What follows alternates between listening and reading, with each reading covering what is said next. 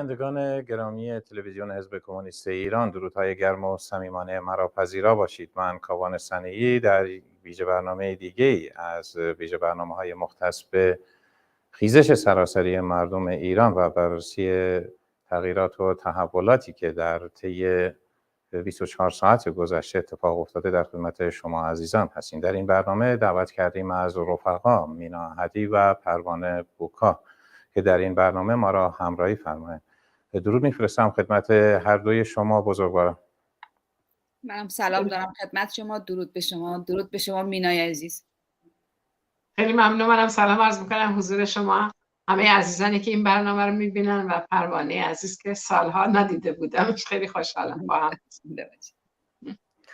من هم بسیار خرسندم که هر دوی شما بزرگواران را در این برنامه میبینم.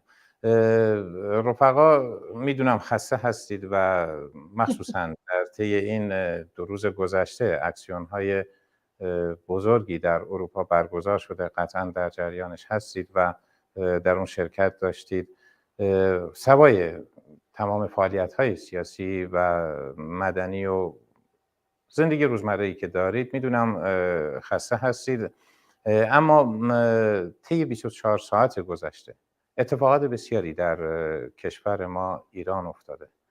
اتفاقاتی که در سرتیتر بسیاری از خبرگزاری‌های بزرگ دنیا هم شده. یکی از این اتفاقات در واقع بمباران پایگاه‌های موشکی و پهپادی جمهوری اسلامی، سپاه پاسداران و حتی وزارت دفاع، یکی از مخازن بزرگ تسلیحاتی رژیم در اصفهان مورد هدف قرار گرفت.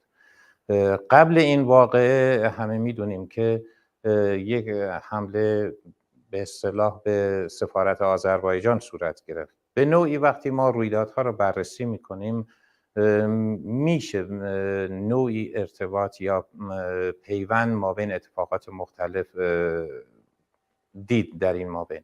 بخصوص روایت هایی هم که در مورد زلزله‌ای که در خوی اتفاق افتاده و فیلم هایی که بیرون اومده همه حکایت از مشکوک بودن این اتفاق داره. بخصوص انفجار وسیعی که دقیقاً چند دقیقه قبل از وقوع زلزله اتفاق افتاده، همه اینها گمانه‌زنی های بسیاری را در ذهن همه ما ایجاد میکنه. لذا ابتدا از شما شروع میکنم رفیق مینا احدی.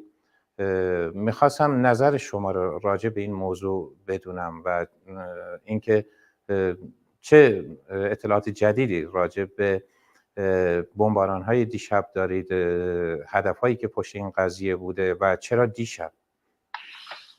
بله، همونطور که شما اشاره کردین این موضوعی هست که توجه دنیا رو به خودش تا حدود زیادی جلب کرده. خب لحظه به لحظه اخبار متفاوت مطرح میشه، ولی آخرین خبری که هست اینه که اسرائیل و آمریکا یعنی با هم دیگه در جریان این حملات بودن و هممون میدونیم که قبلا مثلا حتی یه هفته قبل صحبت از این بود که مذاکراتی انجام گرفته بین اسرائیل و آمریکا و به نظر من باید این رو توجه کرد که در یه وضعیت ویژه‌ای داره این اتفاق بیفته و اون وضعیت ویژه این هست که در ایران یه انقلاب علیه جمهوری اسلامی در جریان هست و بحث برجام و اینکه به هر حال یه بنبستی توی این مسئله ایجاد شده وجود داره و اینکه مثلا گروسی صحبت کرد از اینکه جمهوری اسلامی الان به اندازه کافی اورانیوم غنی شده داره برای ساختن چند بمب، نه فقط یک بمب، و به طور مشخص داره توضیح میده که در آستانه این مسئله هست و حکومت اسلامی هم پشت پرده و هم به خصوص در اتفاقات اخیر به خاطر اینکه تنش وجود داشت در رابطه با مسئله برجام و مدت هاست نشستاشون برگزار نشده، داره آماده میشه برای ساختن بمب اتمی. در همین رابطه خب اسرائیل حساسیت‌های زیادی داشت و صحبت کرد. بنابراین نکته اصلی به نظر من تا اونجایی که به این اتفاقات اخیر برمیگرده، یعنی در حملاتی که احتمال زیاد همه دارن میگن که اسرائیل با توافق با آمریکا آن را انجام داده، این برمیگرده به همین مسئله که موضوع در رابطه با این هست که ممکنه جمهوری اسلامی به بمب اتمی دسترسی پیدا کنه و اسرائیل از اول گفته بود در مقابلش خواهد ایستاد و حمله کرده الان به مراکز نظامی که خود جمهوری اسلامی هم اون رو تایید کرده. البته در مورد ابعادش اینکه چه اتفاقاتی افتاده هنوز اخبار دقیقی در دست نیست، ولی به هر حال این حمله در رابطه با این موضوع بوده. به نظر من فعلا در همین حد باید صحبت کرد، یعنی در حدی که اتفاقی که افتاده و طبعا بحث های زیادی راجع به این مسئله وجود داره و اونم اینه که آیا جنگ میشه، آیا یه اتفاق گسترده تری در راه هست و بررسی ها راجع به این حتی تو شبکه‌های اجتماعی. خب قبلا هم این بحث ها مطرح شده، تو شبکه‌های اجتماعی مطرح میکنن فرضاً اگه جنگ بشه 3 تا گزینه رو الان گذاشتن تو توییتر که شما مثلا به عنوان یه جریان، به عنوان یه شخصیت، به عنوان افراد عادی چیکار میکنید؟ آیا از جمهوری اسلامی دفاع میکنید، علیه جنگ هستید، غیره و غیره. تا اونجایی که به این اتفاق مشخص الان برمیگرده، به نظر من مقطعی بوده و از قبلم صحبتاشون کرده بودن و تهدیداتو کرده بودن. این اتفاق افتاده برای اینکه دارن در مقابل این مسئله عکس العمل نشون میدن که ممکنه جمهوری اسلامی بخواد با به اصطلاح تولید بمب اتمی هم از خودش دفاع کنه، هم در مقابل مردم در ایران و هم در مقابل دنیا یه عکس العمل دیگه‌ای نشون بده. به این معنا به نظر من برای جلوگیری از این بوده و فعلا در همین حد به نظرم باید صحبت کرد. بسیار عالی، سپاسگزارم از شما. خانم بوکا، میخواستم نظر شما رو بدونم. همون گونه که خانم احدی هم فرمودن، در واقع اغلب کشورهای بزرگ که در نشستی که به برجام ختم شد شرکت داشتن، همه اذعان دارن که در واقع توافق برجامی دیگه نمونده، اثری ازش نیست و در واقع یک جنازه بیشتر ازش باقی نمونده و شکست خورده. جدیداً هم فرانسه چین ابراز نظری کرده بود.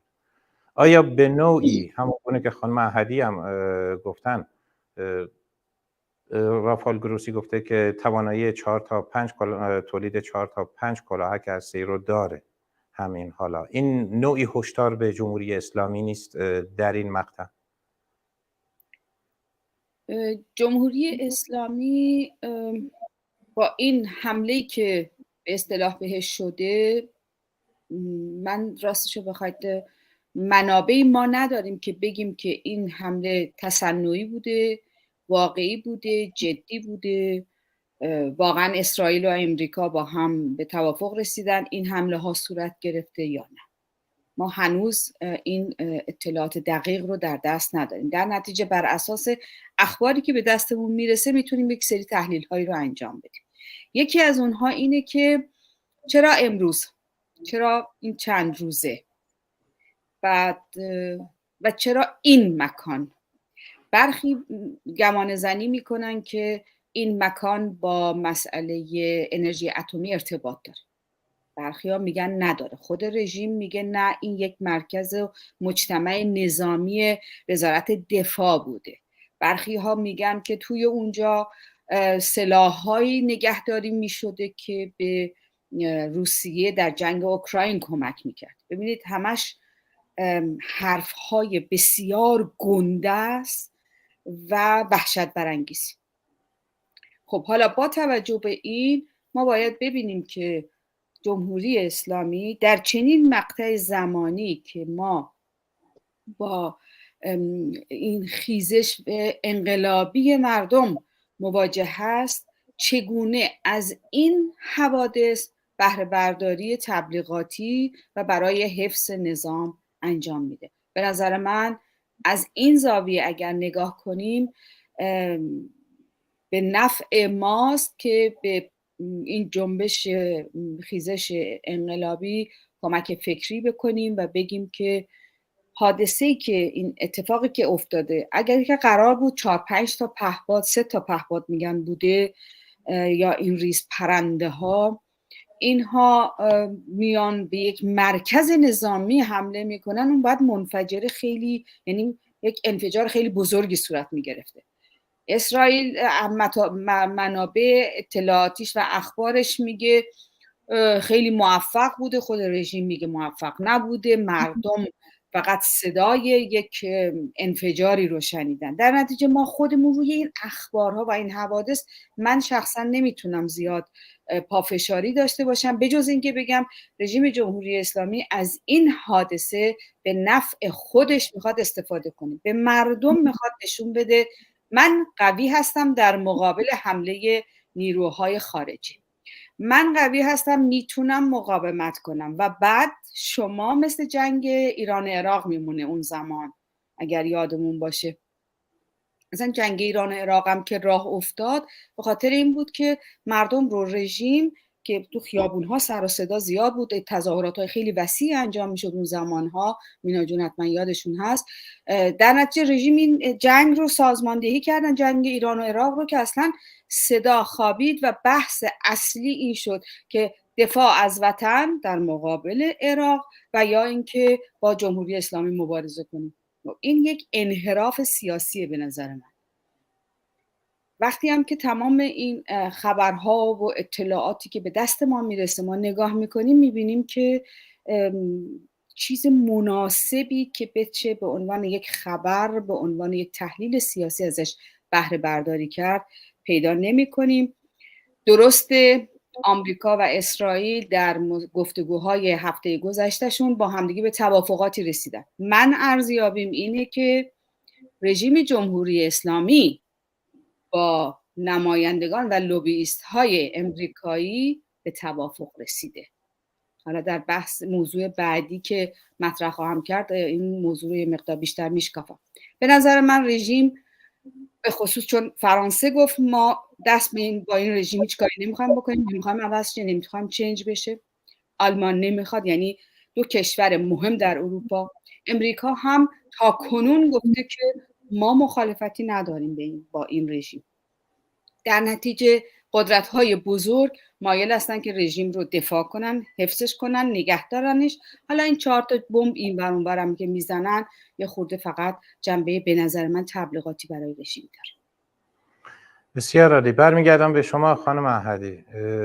چقدر جنبه تبلیغاتی برای خود اسرائیل داره این واقعه؟ ما میدونیم که نتانیاهو یک راستگرای افراطیه، به کمک افراطی ترین قشر مذهبی و مرتجع اسرائیل هم سر کار اومده.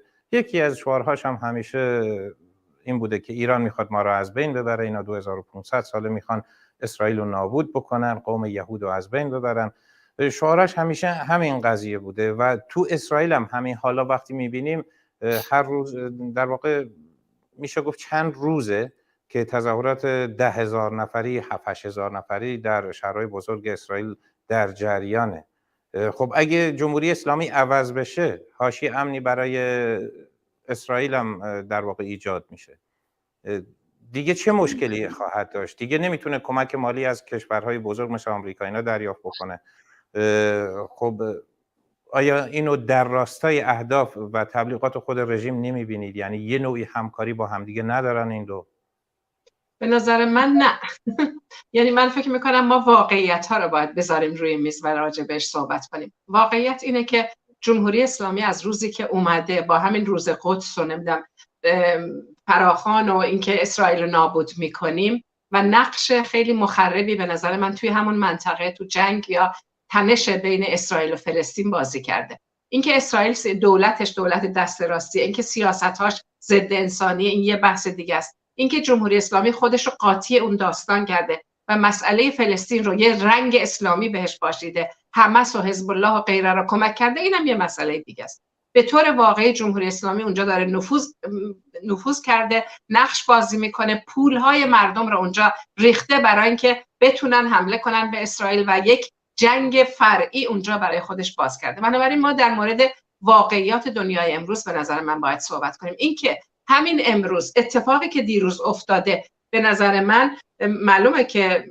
به هر حال ما فقط روی حدسیات حرف نمیزنیم. وال استریت ژورنال و رسانه ها بالاخره تو این دنیای مدرن داریم زندگی میکنیم دیگه، هر چقدر مخفی کاری کنن رسانه هایی مثل وال استریت ژورنال و بقیه نوشتن، گفتن که آمریکا و اسرائیل با هم دیگه توافقی کردن، این حمله به صورت مقطعی اتفاق افتاده برای اینکه خطر این وجود داره که جمهوری اسلامی به بمب اتمی دسترسی پیدا کنه و برای اسرائیل این خطر جدی هست. اینطوری نیست که سرش بازی باشه، برای اسرائیل جدیه و اینکه دولت اسرائیل دولت دست راستی، اینکه نتانیاهو سیاستاش مثلا در رابطه با فلسطین ضد انسان، همه اینا بحث‌های معتبریه. و اینکه مردم توی اسرائیل میان تو خیابون، همونطور که مردم تو ایران میان تو خیابون و علیه جمهوری اسلامی مبارزه میکنن، اینا یه واقعیتاییه. ولی تا اونجایی که به این اتفاق برمیگرده، به نظر من باید گفت که حمله شده و خودشون جمهوری اسلامی رو ما میشناسیم. جمهوری اسلامی میگه که نه چیزی نبوده، اتفاق مهمی نیفتاده،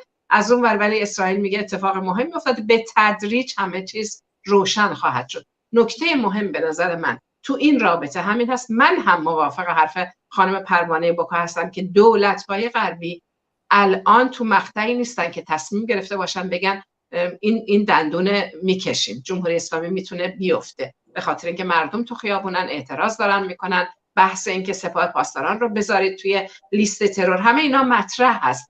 منتها نکته اصلی این هست که تو همین وضعیت دارن بهش فشار میارن که بیاد پای برجام، ولی این همه زیاده خواهی نکنه، با سر افکنده بیاد بشینه پای میز مذاکره، هرچی میگن تا حدود زیادی مثلا قبول کنه. به نظر من اینو میشه تو این چهارچوب هم بررسی کرد و اینکه دولت‌های غربی بخوان جمهوری اسلامی عوض بشه، سرنگون بشه، الان تو اون مقطع نیستن. من خودم به عنوان کسی که واقعا همین هفته گذشته و هفته‌های گذشته با خیلی از مقامات اتریش و آلمان مثلا ما نشستیم با وزارت امور خارجه و نمیدونم غیره و غیره، اینا الان توی مقطعی ایستادن که اعتراضات در ایران دارن میبینن، زیر فشار افکار عمومی دارن، میمیک صورتشون اینه که دارن دفاع میکنن از مردم ایران، ولی پشت صحنه هنوز قدم جلو نذاشتن بگن که این مردم میتونن این حکومت فاشیست رو بندازن. هنوز تو این مقطع نیستن و به نظر من تو همین اوضاع و احوال باید این حمله رو بررسی کرد. خب دلیل این همه فشار چیه؟ خب تنها این نیست بگیم فقط میخوان بیاد پای برجام، در حالی که خودشون اذعان میکنن میگن نه برجام مرده، در واقع جنازه بیشتر ازش باقی نمونده. بعد اونا میدونن که رژیم با چه مشکلاتی دست و پنجه نرم میکنه. اگه هم بخواد بر فرض مثلا کلاهک هسته‌ای هم تولید بکنه، هنوز کلی فاصله داره، چند سال فاصله داره تا اینکه بتونه اینو سوار بر موشکی بکنه که بتونه ازش بهره برداری بکنه. و الا صرف کلاهک داشتن دلیل بر اینکه خطری باشه برای خودشون که ابرقدرت‌های هسته‌ای دنیا هستن نیست. اما دلیلش چیه؟ دقیقاً در این مقطع من اشاره کردم به حادثه‌ای که برای سفارت آذربایجان افتاد. خانم احدی، شما اینو در اون راستا نمی‌بینید. این سه باری که تا به حال آمریکا و اسرائیل عملیات شبیه سازی شده انجام دادن برای بمباران تأسیسات هسته‌ای، اینا رو چگونه می‌بینید؟ اگه هدفشون تغییر رژیم نیست، نمیخوان دست نشانده خودشونو بیارن، پس هدفشون چیه؟ خب جمهوری اسلامی داره منافع اونا رو به خطر میندازه دیگه. بارها مسئولان دولتی آمریکا اذعان کردن ما در خاورمیانه چیزی دیگه برای بهونه برای ماندگاری در واقع نداریم و خیلی وقتی میخوان دل بکنن. مشکل اصلیشون کره شمالی و چینه. در واقع چیه اونا رو نگه داشته؟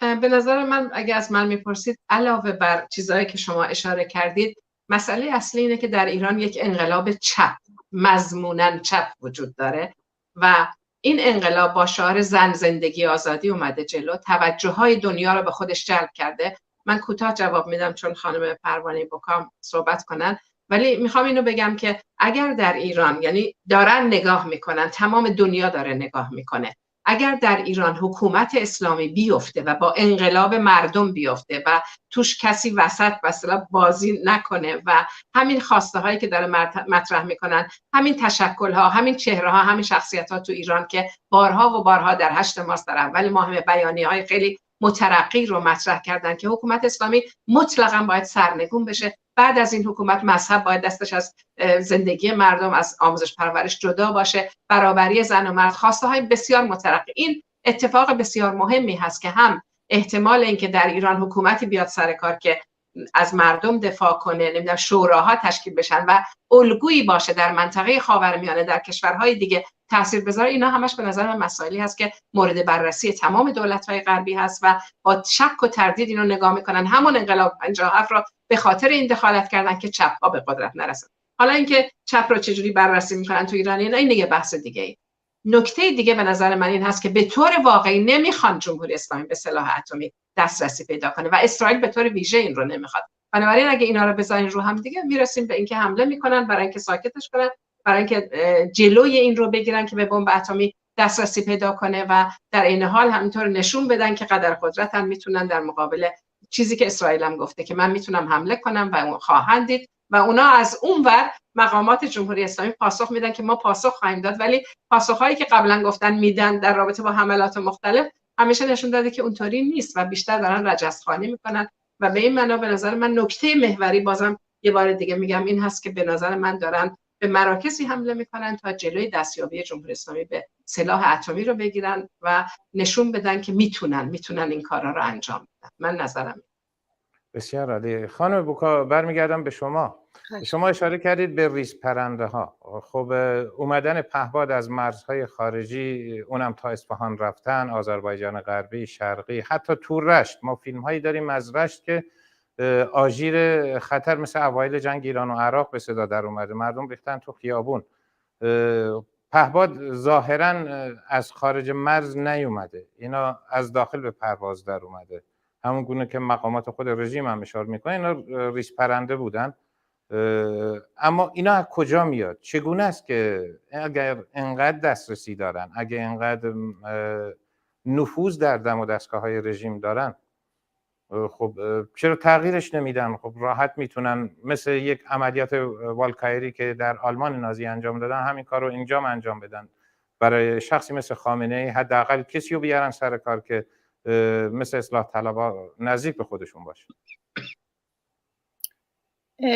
به نظر من کشورهای خارجی، اروپا و امریکا و انگلستان به خصوص، اینها هیچ کدوم نمیخوان که جمهوری اسلامی بره، میخوان تضعیفش کنن، میخوان اینقدر تضعیفش بکنن که بتونن بهش کاملا مسلط بشن، مثل بقیه کشورها که بهش مسلط شدن. فقط از طریق فشار، تنها راه برخورد با یک کشور دیکتاتور سرنگونیش نیست برای کشورهای دیگه. اینها اصلا دوست ندارن به این سرعت مثلا رژیم جمهوری اسلامی رو بردارن، کی بیاد جاش، به خصوص که با آلترناتیو سازی که تا کنون رفتن جلو و انجام دادن به نتیجه هم نرسیدن. ما میبینیم که شرکت برخی از ایرانیان که به اصطلاح شخصیت‌های مهمی هستند در کنفرانس اقتصادی در کشور سوئیس یا مثلا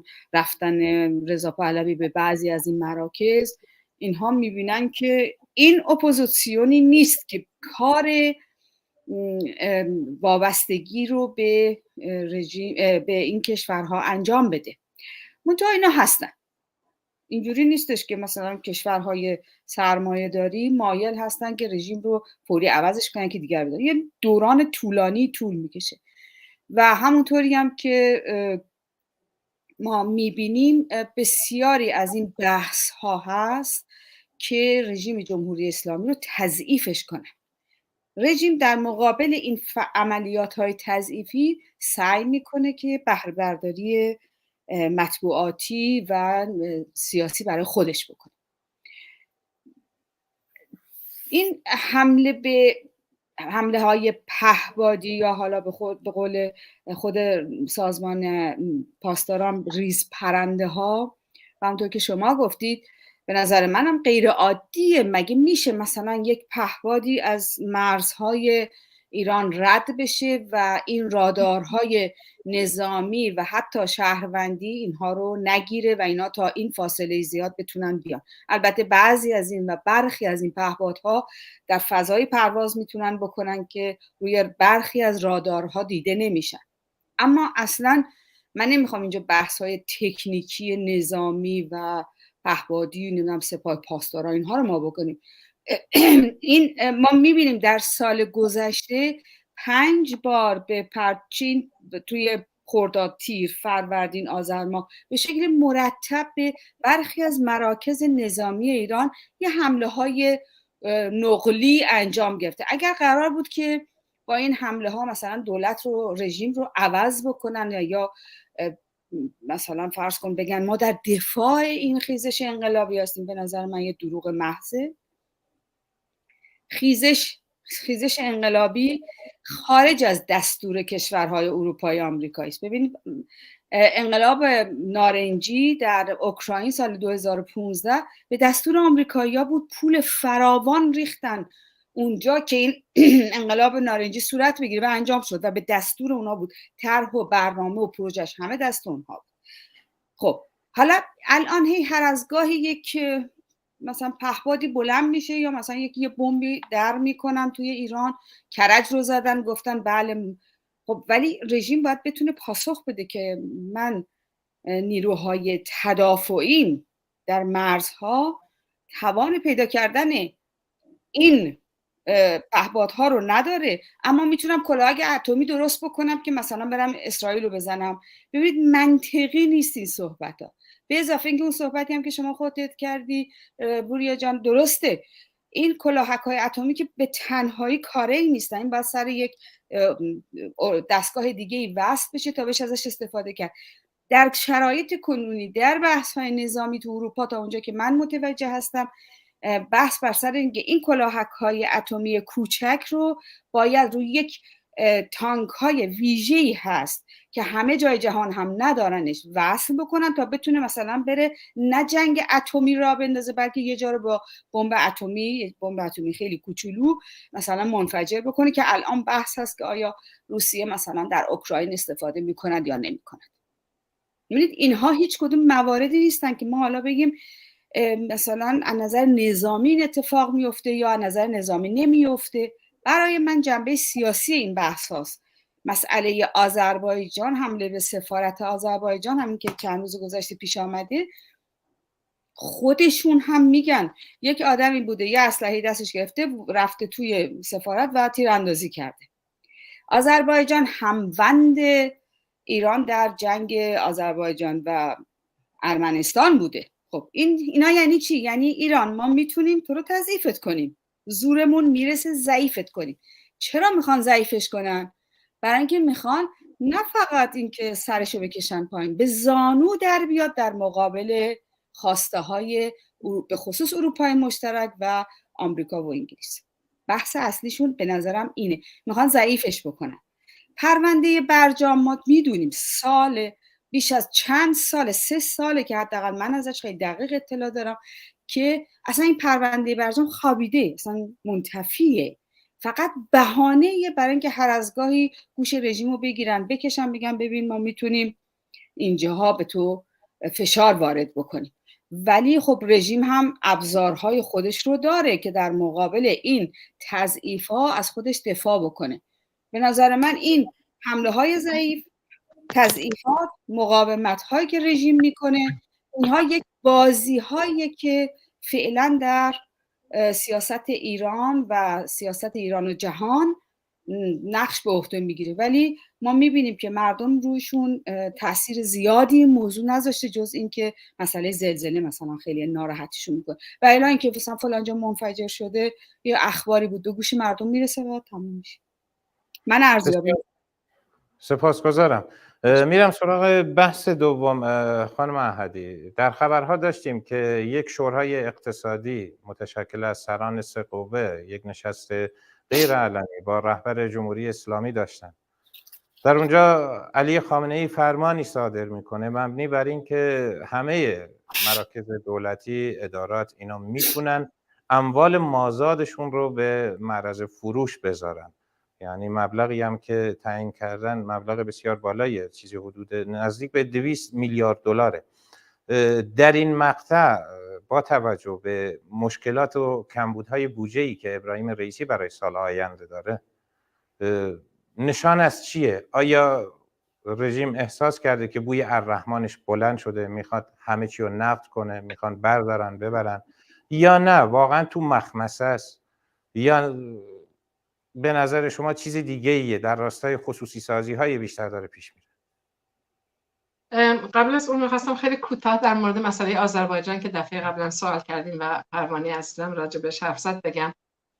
به نظر من اینکه گفتن اینکه یکی اسلحه برداشته رفته تو مثلا سفارت آذربایجان آدم کشته، نمیشه اینو به یه توطئه خارجی نسبت داد. من شخصا میخواستم اینجا نظرمو بگم. طرح خود جمهوری اسلامیه و حالا اینکه اتفاقات و روابطشون و نمیدونم غیره و غیره این یه بحث دیگه است، ولی کلا میخواستم این رو اینجا موضعم رو بگم که تا اونجایی که به تنش‌های بین جمهوری اسلامی با کشورهای دیگه برمیگرده یا همین اتفاقی که الان حمله شده یا به طور خیلی ویژه اسرائیل و جمهوری اسلامی، به نظر من باید دقیق راجبش صحبت کرد و گفتن اینکه بعضی چیزا توته است و معلوم نیست چیه و خود جمهوری اسلامی هم یه جورای قربانی این داستان هست. به نظر من، نه اینکه اینجا کسی مطرح کرد، ولی خواستم خیلی واضح بگم که اینطوری نیست و تا اونجایی که به همین اتفاق آذربایجان هم برمیگرده، اینو در چارچوب یک تئوری که یه عده دارن حمله میکنن و رژیم رو میخوان، حکومت اسلامی رو خب همه میخوایم که ضعیف بشه، ضعیف کنن ولی خودش نقشی نداره، یا اینکه مثلا پروانه عزیز گفت یه بمب کوچولوی هسته‌ای میخواد درست بکنه، تازه خیلی مونده تا مقدماتش رو فراهم کنه. ما با یک حکومت فاشیست، با یک حکومت دغل‌کار که همه چیز رو مخفی نگه می‌داره و میلیاردها و میلیاردها و میلیاردها پول مردم رو خرج تسلیحات هسته‌ای کرده، خیلی چیزاش ناروشنه، مواجه هستیم. و به نظر من جمهوری اسلامی روی مسئله ساختن بمب هسته‌ای خیلی اصرار داره، برای اینکه با ساختن اون میتونه دوام و بقا پیدا کنه، احتمال اینکه حمله کنن بهش رو مثلا کم بکنه یا در مقابل مردم از موضع قدرت ظاهر بشه. به این معنا به نظر من ما به عنوان کسانی که ایرانی هستیم در مورد جمهوری اسلامی و برای سرنگونی اون مبارزه میکنیم، شخصا فکر میکنم باید موضع واضح‌تری رو راجع به این مسئله داشته باشیم. تا اونجایی که به سوال دوم شما برمیگرده، ما در ایران مواجه هستیم. الان به نظر من اتفاقی که افتاده، منم این خبر رو تعقیب و پیگیری کردم، تا اونجایی که به تصمیماتشون برمیگرده، خب یه گروهی رو درست کردن، یه جمعی اسمشون هم اعلام کردن کیا هستن، تصمیم میگیرن راجع به اینکه اموال غیر منقول مربوط به دولت رو به معرض فروش بذارن و خودشون میگن که 2 سال اصلا از هر نوع تعقیب قضایی، همون قضاوت جمهوری اسلامی، اینا مسئول هستن و بعد پولی که در میاد حتی گفتن قراره کجا و کجا برسه. شخصا ارزیابیم این هست که بیت رهبری و سپاه پاسداران با تمام چنگ و دندان بخش زیادی از ثروت مردم ایران رو زیر سیطره خودشون گرفتن و الان با توجه به وضعیت اقتصادی وخیم در ایران، با توجه به اینکه بودجه دولت خودشون هم الان دارن میگن که خیلی کسر بودجه داره، میخوان دست بندازن روی مثلا چیزایی که یه مقدار پخش و پلا کردن، مثلا میگن اموال غیر منقول دولتی مثلا ساختمان و زمین و نمیدونم غیره و غیره، بیشتر تو جهت این داره میره که تمرکز بیشتری رو اعمال بکنن، همون مقداری هم که یک ذره دست همین دولت و غیره هست رو زیر نظر بیت رهبری و سپاه پاسداران بیارن. و در حقیقت به نظر من این یه پروسه‌ای هست برای اینکه ثروت عمومی تا حدودی که وجود داره، یا ثروتی که الان دست گفتم یه تعداد دیگه پخش و پلا هست، رو جمع کنن و در این حال خب بخشن، میخوان بزنن به این زخم خودشون که بودجهشون کم و کسری داره، ولی بخش زیادش به نظر من در جهت همین هست که تسلط اعمال کنن. ما مواجه هستیم با اینکه تو ایران مثلا رانت های خیلی خیلی عجیب و غریبی وجود داره و الان دارن این رو متمرکزتر میکنن. من بیشتر ارزیابیم این هست از اتفاقی که داره میفته. سپاسگزارم خانم بوکا. خانم احدی اشاره کردن به مسئولیت قضایی. کسی که رهبر جمهوری اسلامی تعیین کرده محمد مخبره، کسی که همین حالا چند تا پرونده باز داره، چند تا پرونده اختلاس و فساد اقتصادی داره. این چه پیامدی داره؟ خب هیچ گونه دسترسی نداشته باشه، هیچ کسی نمیتونه هیچ پرسشی از اینا بکنه. عملا دستشون رو برای چی باز گذاشته، در حالی که از اون ور ادعا میکنه من هدفم اینه که پولی که حاصل میشه از فروش این اموال باید بره در بخش تولید، در حالی که همه ما وضعیت اقتصاد تولیدی جمهوری اسلامی رو میدونیم به خوبی، همه در جریانش هستیم. هدفش چیه در واقع؟ ما در تقریبا 12 تا 15 سال پیش بانک جهانی یک پیامی رو به جمهوری اسلامی داد که اگر از بانک جهانی وام میخواد دریافت بکنه باید طرح خصوصی سازی رو رسما در کشور اعلام کنه. ما تا اون زمان در قانون اساسیمون مسئله خصوصی سازی مطرح نبود. از اونجایی که در قانون اساسی تمام اختیارات در دست رهبری ولایت فقیه هست یا رهبر کشور هست، خود خامنه‌ای یک طرح پیشنهادی متمم قانون اساسی رو مطرح کردن اون سالها و اون رو بردن جزء قانون اساسی و اعلام کردن که بله خصوصی سازی میتواند در کشور صورت بگیره. این مال اون زمانه که بعد بانک جهانی تونست به اینها یک وامی بده.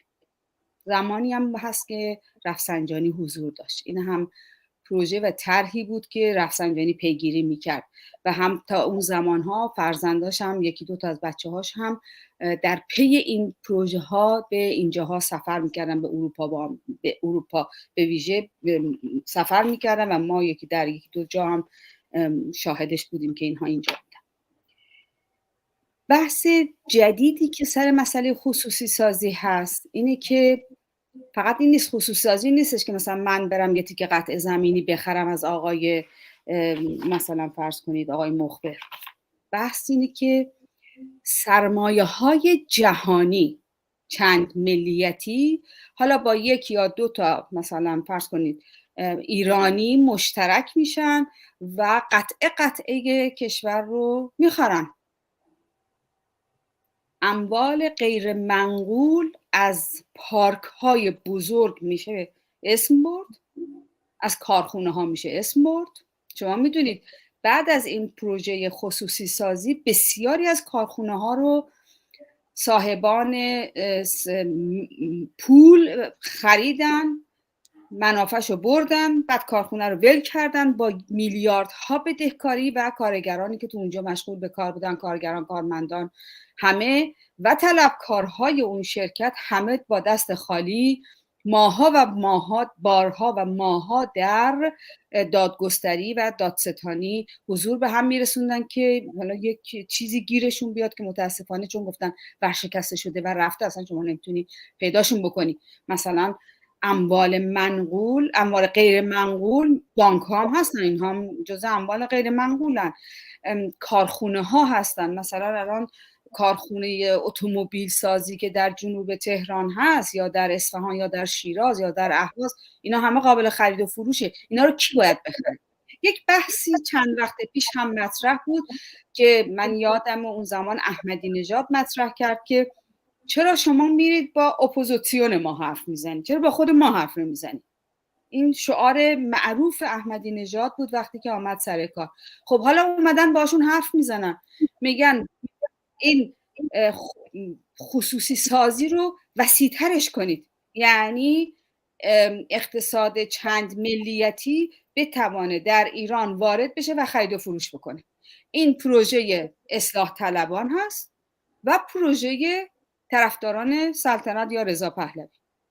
و من اصلا بعید نمیدونم که بعد از این ملاقاتی که امریکا و اسرائیل انجام دادن و بعد از این کنفرانس اقتصادی که در سوئیس برگزار شد، به نظرم به یک توافقاتی دست پیدا شده که اگر رژیم ایران این پروژه خصوصی سازی رو، یعنی سرمایه گذاری خارج از ایران رو آزاد بکنه، رژیم ماندگار خواهد بود. یعنی کاری هیچ کس دیگه بهش نخواهد داشت. زمین ها رو یا حالا اموال غیر منقول رو با حالا یک حضور یا آدم دلالی که شما خودتون هم گفتین چندین پرونده داره، یه مقدار از این پول رو میذاره توی جیب خودش، یه مقدارش هم پخش میکنه. ولی به نظر من الان دوره که اتفاق افتاده و اونم به دستور خامنه‌ای که رهبر مملکته، اون اجازه رو صادر کرده که شما میتونید و تعقیب قضایی هم نداره. یعنی هر کس بخواد توی این پروژه های چند ملیتی شرکت کنه میتونه شرکت بکنه و خرید و فروش بکنه. همونطور که خیلی جاهای ایران رو فروختن، دریاها، رودخانه ها، منابع زیرزمینی، اینا همه تک به تک اینها خواهند فروخت. سپاسگزارم خانم بوکا. میخوام یه بحث دیگه اینجا باز کنم. شما اشاره کردید به بسیاری از این اموال غیر منقول هستن کارخونجات بزرگ مثل کارخونه روغن جهان. این کارخونه عملا ورشکست شده. چند ساله، در واقع 2 سالی هست من حداقل در جریانم که کارگراش مدام درخواست میدن که برگردن سر کار، کارخونه دوباره افتتاح بشه. از این نمونه ها ما زیاد داریم.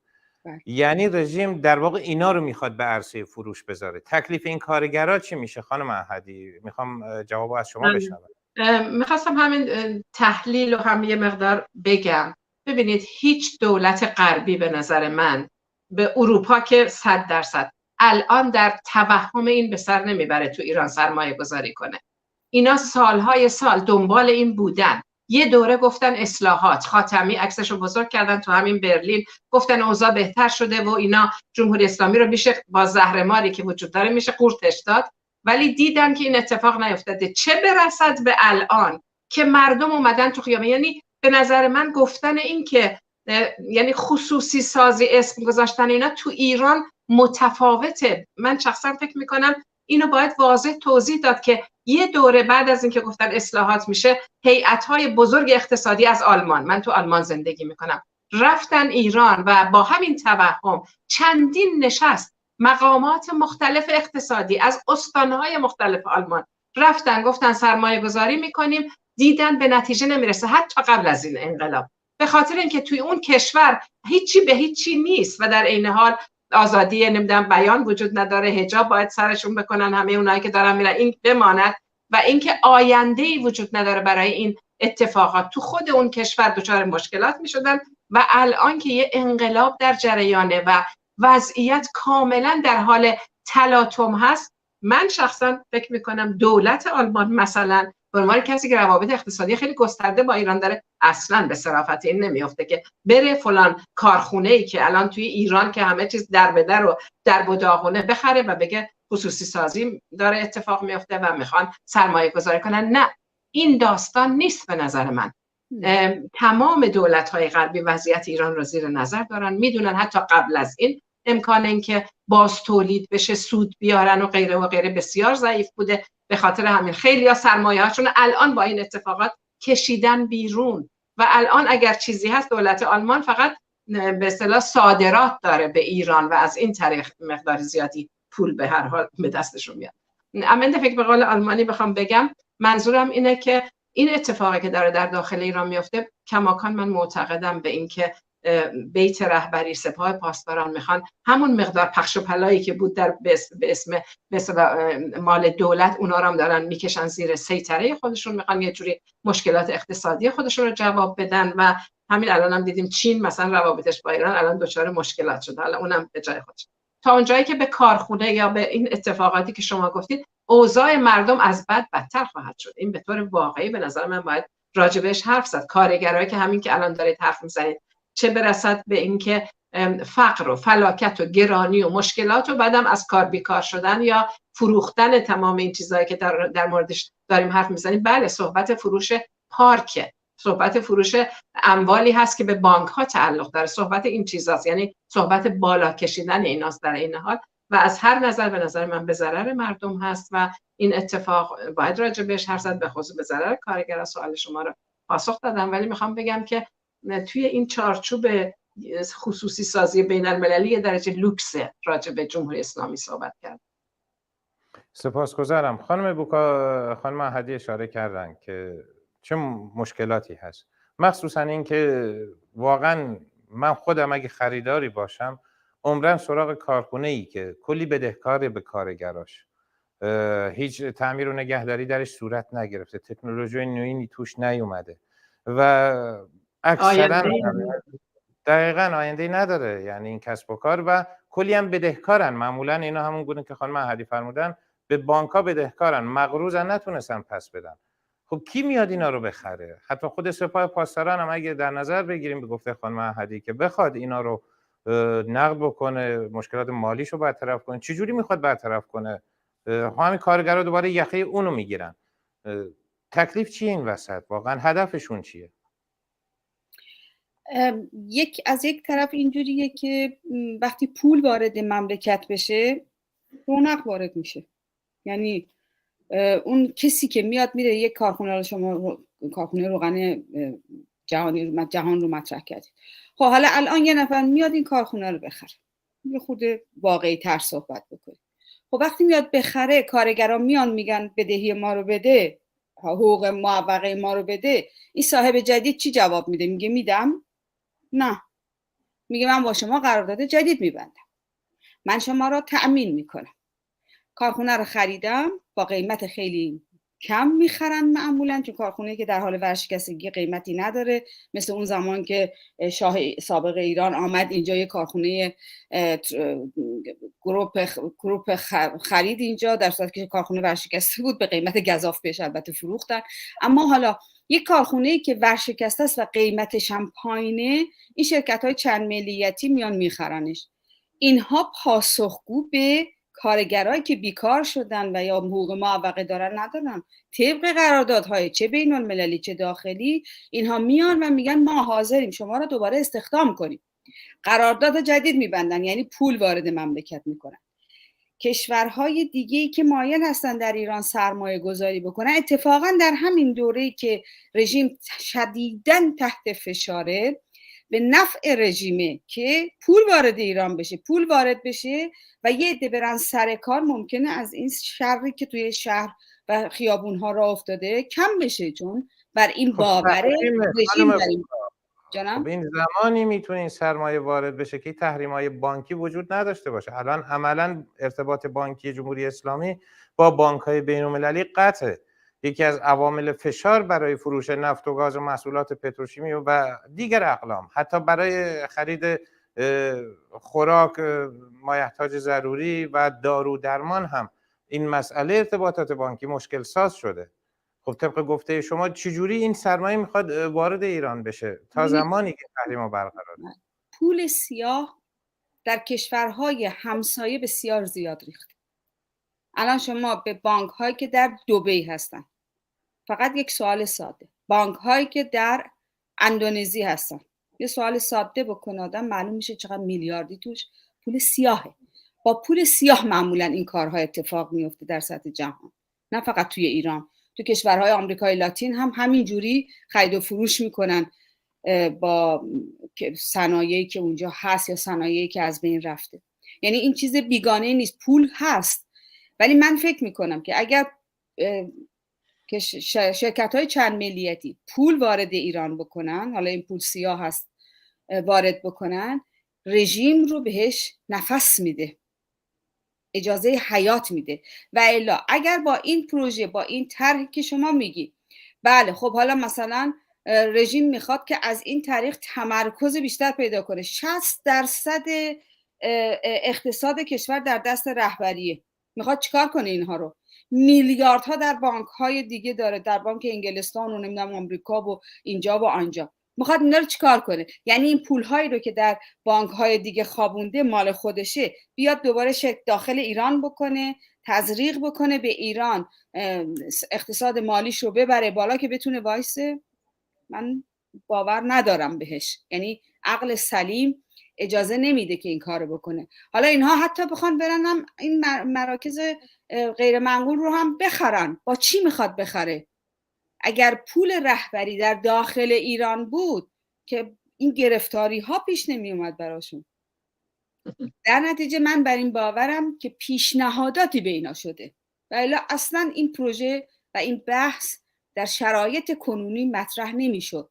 از یک طرف رژیم رو تضعیف میکنن سرمایه جهانی، از یک طرف بهش میگن میتونیم کمکت کنیم رونق پیدا کن. این دوران 20 سال پیش افغانستان چه اتفاقی افتاد تو افغانستان؟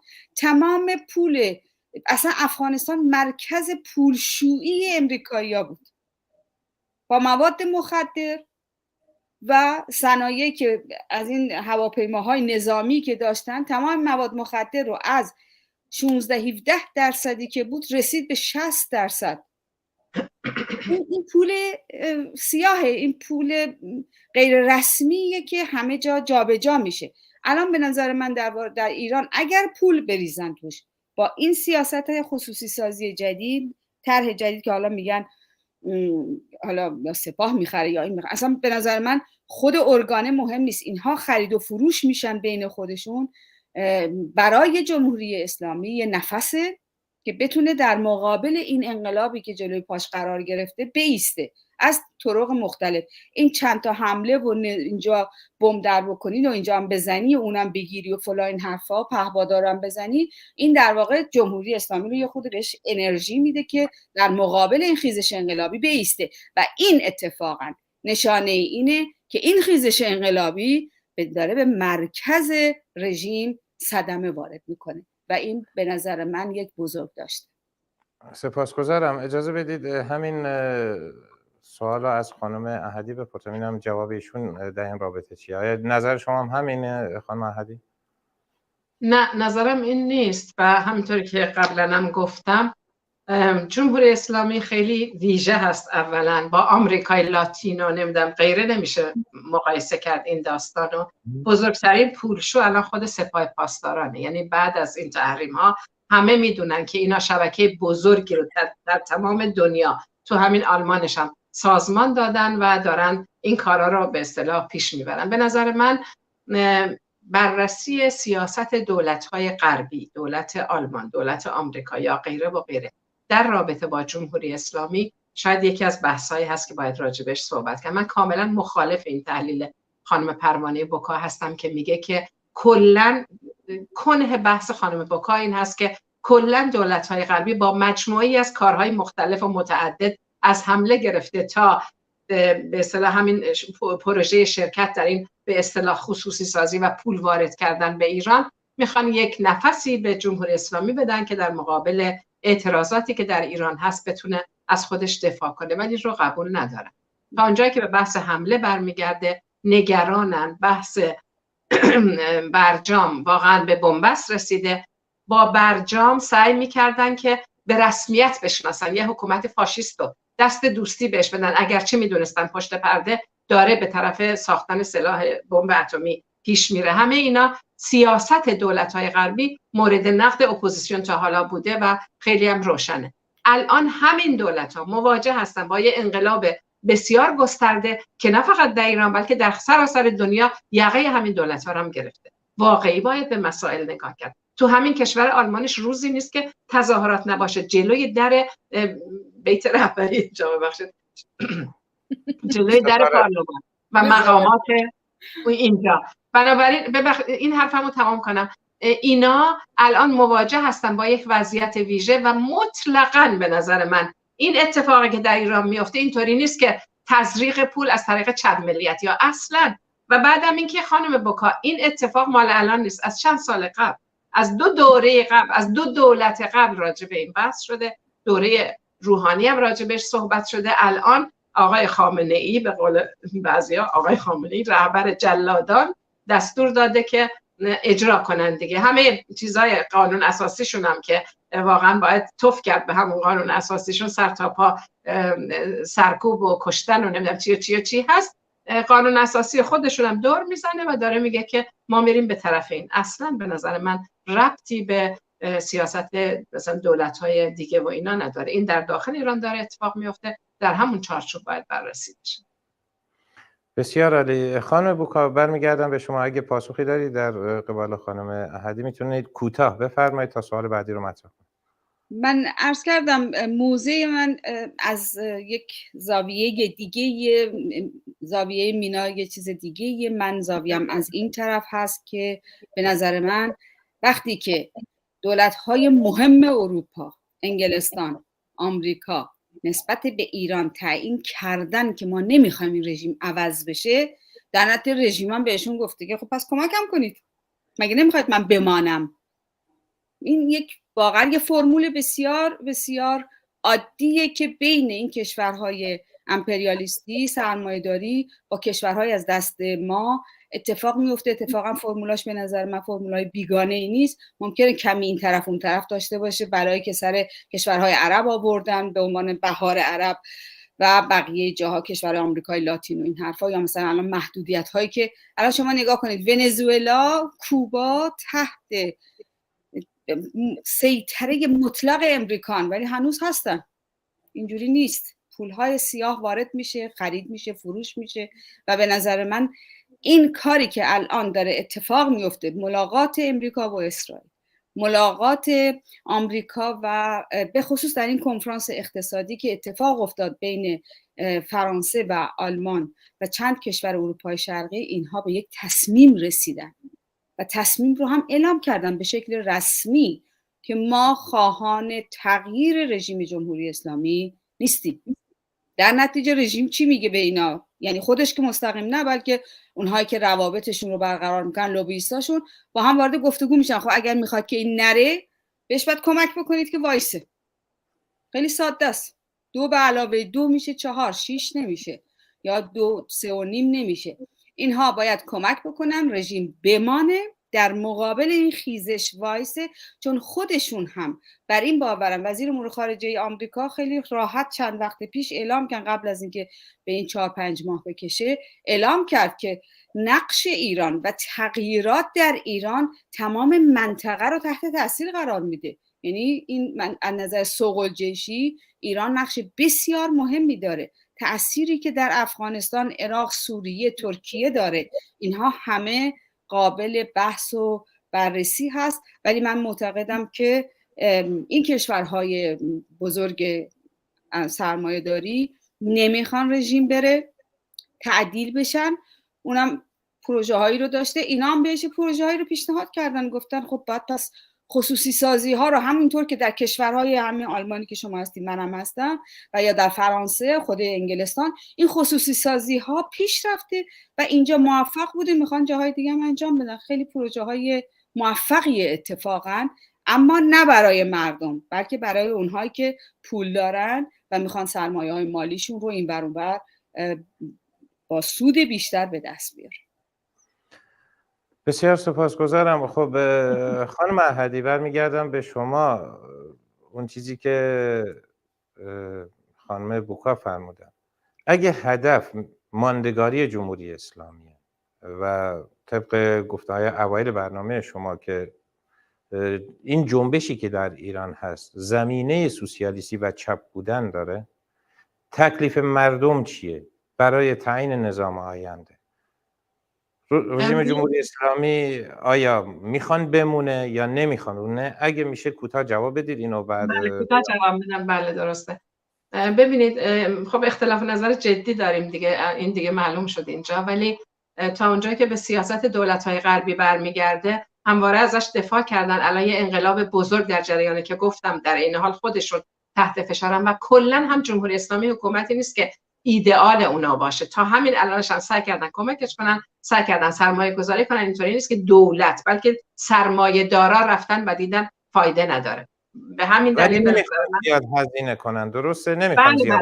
ولی چه اتفاقی میافته؟ مسئله اصلی به نظر من این هست که الان ما تا جایی اومدیم جلو که خود دولت‌های غربی هم میگن که اگه این حکومت بره کی میاد سر جاش. یعنی یه بحث باز شده تو کریدورهای پارلمان ها و بقیه و میترسن از اینکه این حکومت که این همه مترقی و رو به جلو و ضد اسلام و سکولاریسم مطلق رو داره نمایندگی میکنه، باعث بشه که نیروهایی بیان سر کار که اونا مخالفش هستن. من اینو قبلا هم گفتم. به این معنا اتفاقا به نظر من بسیار مهمه در داخل ایران، خطابم به تمام فعالین کارگری، تمام فعالین جریانات مختلف، دانشجویان و غیره و غیره که سالهای سال مبارزه کردن، سالهای سال با همدیگه نشستن بحث کردن، خیلی چیزا رو روشن کردن و میتونن این انقلاب رو تا همین الانش هم تو خیابونها جوونا و این رهبران و این چهره‌های مختلف دارن پیش میبرن. به نظر من ما باید مستقل از اینکه دولت‌های غربی چی میگن یا چی میخوان این انقلاب رو پیش ببریم تا سرنگونی جمهوری اسلامی. این اتفاق میتونه بیفته اگر متحد باشیم، اگر اعتصابات گسترده کارگری پیش بیاد. حالا هر تحلیلی رو شما داشته باشید، اوضاع به طرف بدتر شدن داره جلو میره. واقعیت اینه. چه خامنه‌ای بخواد این سیاست رو پیش ببره برای اینکه سپاه پاسداران خودش مسلط‌تر باشن، چه صحبت خانم بوکار قبول داشته باشید، نکته محوری اینه که هیچ آینده‌ای نداره زندگی زیر سیطره حکومت اسلامی. به این معنا باید خوشبینانه هست که یه انقلاب سوسیالیستی اتفاق بیفته در جامعه ایران، یا حکومت سوسیالیستی یا سوسیال دموکرات سر کار بیاد. بله کاملا زمینه فراهمه به نظر من و همینطوری که گفتم در داخل ایران الان به هر حال به خاطر خفقانی که وجود داره خیلی از رهبران، خیلی از چهره‌ها یا زندانن یا نمیتونن اعلام موجودیت کنن. به نظر من زمینه نه فقط وجود داره بلکه 43 سال کم نیست بحث شده. من و شما و خانم بوکا و اینا صدها بار تو جلسات مختلف، شما جوان‌ترین البته ببخشید، ولی صدها جلسه شرکت کردیم، صدها میتینگ تو تمام این مدت سازمان دادیم. تو داخل ایران همواره مبارزه بوده. اینا اینطوری نیست که همینطوری برباد بره و یه نفر مثل رضا پهلوی بیاد ادعا کنه حکومت رو میگیره. نه، به نظر من از داخل ایران صداهایی بلند خواهد شد، همین الانش هم بلنده، که بالای سر مردم نمیتونید تصمیم بگیرید. بنابراین من شخصا فکر میکنم اگر بجنبیم، اگر دست به دست هم بدیم، اگر متحدانه رفتار کنیم و اگر یه ذره امکان باشه که رهبرانی که واقعا باید در مقابلشون کلاه از سر برداشت که سالهای سال دارن اعتراضات رو رهبری میکنن، بتونن اعمال نفوذ بکنن، ما میتونیم جمهوری اسلامی رو بندازیم و میتونیم واقعا یه آینده بهتری رو برای مردم سازمان.